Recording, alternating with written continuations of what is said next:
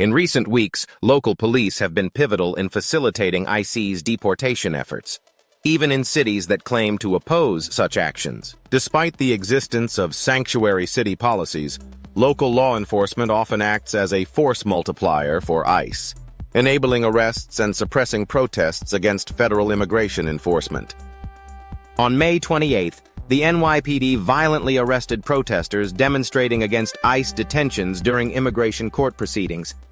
This incident reflects a troubling trend where local police are increasingly involved in the arrests of immigrants, further eroding trust within migrant communities.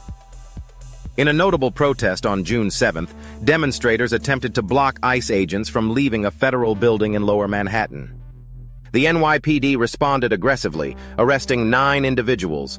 This pattern of police violence against peaceful protesters has been observed across the country, from Dallas to Philadelphia, where local police have used batons and pepper spray to disperse crowds. Many sanctuary cities have policies that prohibit police from directly assisting ICE. However, these policies often fail to prevent local police from indirectly supporting ICE operations.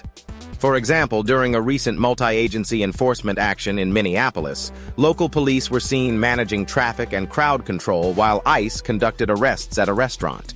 The Omaha Police Department claimed a minimal role during an ICE raid at a meatpacking plant, asserting they were merely directing traffic. Yet this indirect assistance is crucial for ICE, allowing them to focus on enforcement while local police manage public dissent. When protests escalate, local police are often deployed to suppress resistance.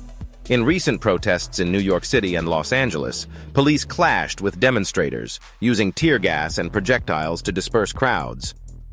Incidents of police targeting journalists and legal observers during these protests raise serious concerns about press freedom and the right to protest. In Los Angeles, the LAPD has faced scrutiny for its use of force against peaceful demonstrators. Reports indicate that officers intentionally targeted journalists covering the protests, violating their rights and undermining the role of the press in documenting police actions. The response from city officials has often prioritized maintaining order over protecting immigrant communities. New York City Mayor Eric Adams and NYPD Commissioner Jessica S. Tisch have emphasized their commitment to suppressing disorder, framing protests as threats to public safety. This approach reflects a broader trend where local governments prioritize the suppression of dissent over the well-being of marginalized communities. The reliance on local police to maintain order has intensified in the face of growing social inequality. Austerity measures have exacerbated social insecurities, leading to the criminalization of homelessness, mental illness, and poverty. As protests against these injustices arise, local police are increasingly militarized to suppress dissent. The narrative surrounding protests has shifted, with disruptive behavior framed as a threat to public order. This has resulted in significant investments in specialized police units designed to control protests more effectively.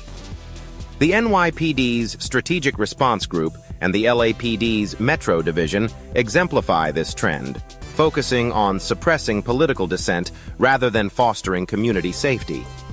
In light of recent events, the question arises: if cities claim to oppose ICE, why do local police resources continue to support ICE operations?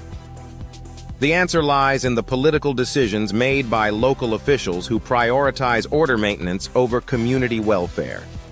This dynamic perpetuates the deportation machine and reinforces the broader agenda of the Trump administration. As the Trump administration intensifies its deportation efforts, the role of local police becomes increasingly critical. Many police departments, despite claims of non-collaboration with ICE, are integral to the deportation process, directing resources toward controlling public dissent and facilitating ICE operations. The ongoing suppression of protests and the criminalization of immigrant communities highlight the urgent need for accountability and reform within local police departments. Advocates argue that true sanctuary for immigrants requires dismantling the systems that enable their deportation, including the complicity of local law enforcement. In conclusion, the intersection of local policing and immigration enforcement presents a complex challenge. The reliance on police to maintain order in the face of social unrest underscores the need for a re-evaluation of policing practices and a commitment to protecting the rights of all community members, particularly those most vulnerable to deportation. The fight for justice and equity continues, demanding a critical examination of the role of local police in the broader context of immigration enforcement and community safety.